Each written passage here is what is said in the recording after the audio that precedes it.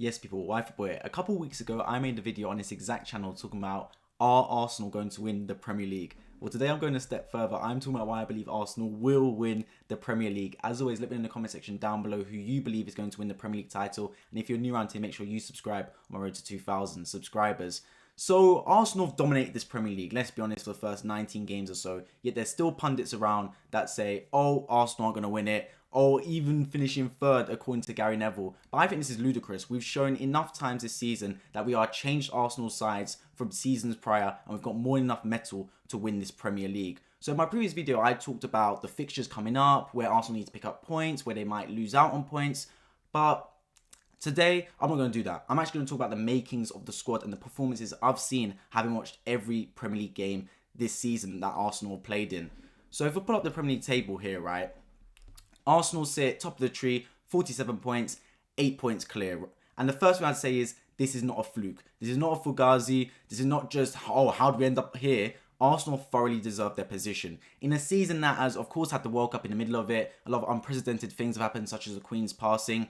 Arsenal have been one of the only consistent, stable teams that deserve their position and have looked good week in, week out. 15 wins, 2 draws, 1 loss. If you sit there and you have genuinely watched every single Arsenal game this season, like I have, tell me which of those games we did not deserve to win.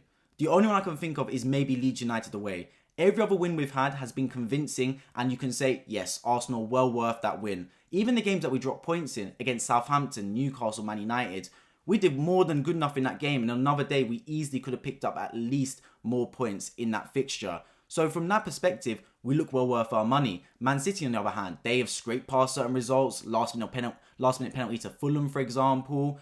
Man United, obviously, they kicked off the season in horrendous fashion. They picked up since then. Obviously, acquiring Casemiro was a massive signing for them at CDM. Newcastle, yeah, they've only lost one game this season, same as Arsenal, but they're drawing a lot of fixtures, and is their run as sustainable as Arsenal? So when you look at it from that perspective, we're by far the best playing team in the league. We've got the best home record. We've also got the best away record. We've played 10 away games to only 8 home games. It's all looking good in that perspective. But now let's talk about the actual performances I'm seeing, because there's a complete change in this Arsenal side. I think the pundits like Gary Neville, who are saying, oh, Arsenal going to fall off, Arsenal going to finish third, they haven't watched as many Arsenal games that I have this season. Facts. Because I've watched every Arsenal game. So they could only watch less than me or the same. And I think they just think it's the same Arsenal team from before. They think it's a team with the Cedrics and the Holdings in it. This isn't that team. I know that team crumbled to Tottenham, losing 3-0 last year. But this team this year beat Tottenham 2-0. And for me, that was one of the most important victories this season. Just for the mental blockade that we had at that ground. We hadn't won a Premier League game there since 2014 with a Rosicky wonder strike. No matter how good we've been, no matter how good Tottenham have been, we never seem to pick up a result there. It's always a tough game, and we always seem to crumble. Not this season, a dominating victory. So that moves me on to the first point, and that is controlling games. This is very reminiscent of a Pep Guardiola side. Arsenal control matches, and in particular control away matches. We've always been good at home, controlling matches, dictating tempo, but away from home, the games get away from us. No matter who we play, it's just seeing the crowd gets on top of us. We can't seem to get our things going. This season, though, we control matches whether we're home or away. At Tottenham Stadium, we controlled that match at the home of the enemy. We had all the possession. We dictated all the tempo. That was one of the most one-sided first halves I've ever seen. Now, I know, because I've watched a lot of Tottenham games this season, that they are second half Hotspur. And they did turn it up a bit in the second half. But that was to be expected. We rode that storm. And then we started to do something else that was very interesting and actually very good that I saw. Tactical fouling, slowing down the play, using our brains. Like, Tottenham had the first 15 minutes of that second half, because as they would, they came back with a bit of retaliation. But the rest of that second half flew by. They were just fouling us a little bit. Romero lost his head. Dyer lost his head. And we were just getting little fouls, breaking up the play, letting the clock tick over. And we come over a convincing 2-0 victory away from home. So that's the first aspect. The controlling of the games. How are we achieving this? First, it is great tacticianing and great training on the ground. Like on the training pitch at London Colney. Because this does not happen overnight. We did not suddenly become good at playing football being composed overnight. It comes down to great training and the right acquisitions. Zinchenko, this brother has changed this football club, I'm telling you. Not only his mentality and the fact he is got the best win percentage in Premier League history, It shows in the way he's composed on the football. He knows exactly what he's doing. He's been trained by Pep Guardiola, and now he's been brought to the Arsenal to do exactly that. Become an inverted fullback that can help dominate that midfield of Arsenal. We pack it out. We've already got 3 midfielders, Partey, Xhaka, Ødegaard. Zinchenko in there. It's 4 midfielders. We're winning every midfield battle. All hands up. And it's thanks to Zinchenko, who's been a part of this team, has been an amazing part of this team. Who else? Thomas Partey. Press resistant. You saw in that second goal against Tottenham. Receives the ball, 3 defenders on him. Any old CDM would just lay it off to the centre back or pass it over to the right back, and that's their job done. Recycled possession, that's what it is. But Partey, he's got that strength. He's got that kind of technical ability to flick it past the defender over to Saka and take 3 Tottenham players out of the game. I'm telling you, the way you know if a football team is good is how they respond to teams pressing them. Because any team in the Premier League can play if they have no pressure on them. It's easy, man. Like, you could do that. If no one's pressuring you, you can pass left, you can pass right. Every team looks decent. When you're getting pressed and pressed high up the pitch and how you can play out of pressure, that's when you know you're watching a good football team. And Arsenal playing out of pressure is unbelievable. It's so good. It's got to the point where I want teams to pressure us so we can pick them off. That's how good and how composed I feel when we're playing out of pressure. And that comes all the way from the training ground and all the way through the press-resistant players we've got in there. Partey, Zinchenko, Xhaka, for example, Ødegaard.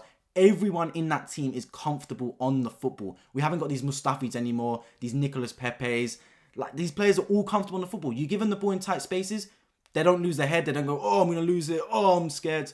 They just remain calm and they lay it off to someone or turn with it, and it's all calm. Everyone is calm receiving the football. It's very reminiscent of Pep Guardiola's Man City, and Arteta's implemented that over time, not overnight, over time to this Arsenal team, and we're suddenly seeing the fruits of that labour. But what else? Because there's one thing being technically gifted. Arsene Wenger's had very technically gifted players in his time, like the Cazolas, the Fabregases, for example.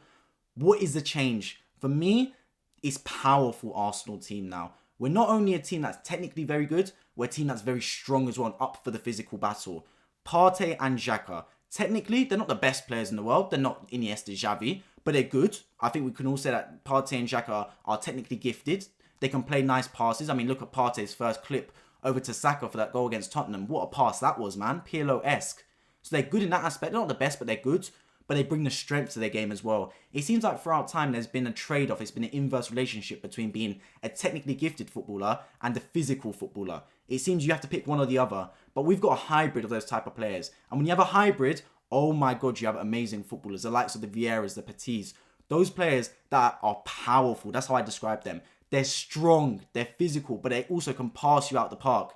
And Arsenal got the exact blend of that. Our 2 midfielders, you don't want to scrap at either of them. Tell me you want to be in a fight with Xhaka or Partey. No chance, man. They'll body you off the pitch. Then we've got 3 6-foot defenders in that back line. Ben White, Saliba and Gabriel. And then Zinchenko is always up for a fight. So not only is our team comfortable in possession, we'll pass around anyone basically and create goals literally from nothing. We've also got a team that's up for a fight and a team that's strong and cannot be bullied. Because in previous years, Arsenal play beautiful football, but then they go away to Stoke City, away to Burnley, back in the day Wimbledon. And what happens? We get beaten up and it is what it is. Away from home, we just get bullied. This Arsenal team does not get bullied.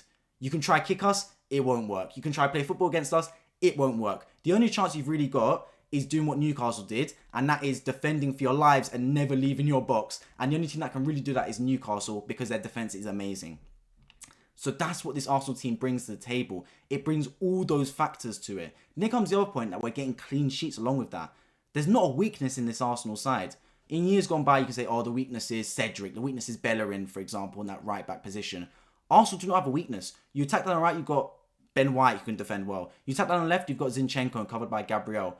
You can't really find a weak spot in that team. There's nowhere to really expose. And that's also a brilliant sign and a sign that we're building a strong team that can definitely contend. And a team that's getting clean sheets, that's the biggest thing. That's the biggest foundation. In London, in away games this season, Brentford, Chelsea, Tottenham, this Arsenal team gets clean sheets. Crystal Palace as well. That's your biggest foundation. Away from home, if you pick up clean sheets, everything else will follow on from there. So what can break down this Arsenal team, right? Because I've spoken about how we look good, how we're on course to win the title, how our football is sustainable. The problem for me, and the one thing that can bring us down, is injuries.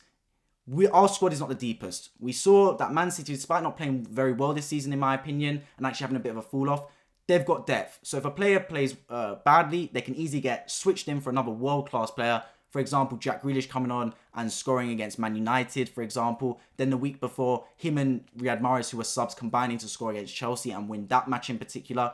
We don't necessarily have that. If Saka has a bad game, we can't bring someone on to replace him. Likewise, Martinelli, and likewise, to be honest, right now, Nketiah because of Jesus' injury. Which means our players are on red-hot form and we haven't got anyone to switch in if they have an off game.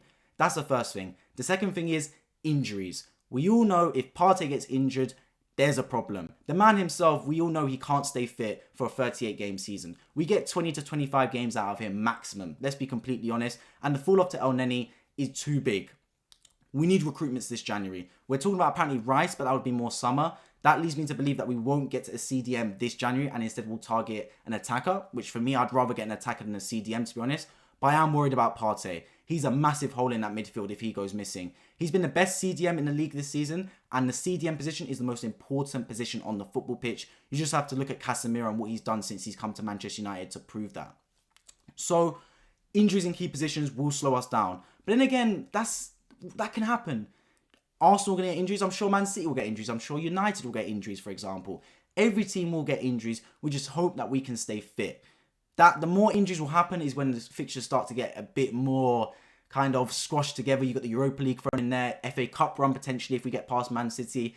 That's when it could go a bit pear-shaped. So I would honestly be inclined to sack off the FA Cup. Having Man City away from it might be a blessing because even if we try, we probably might not get a lot of points out of that, might not progress through that game because at the end of the day, it is Man City who is the toughest competition. So it could be a blessing in disguise not getting through the FA Cup.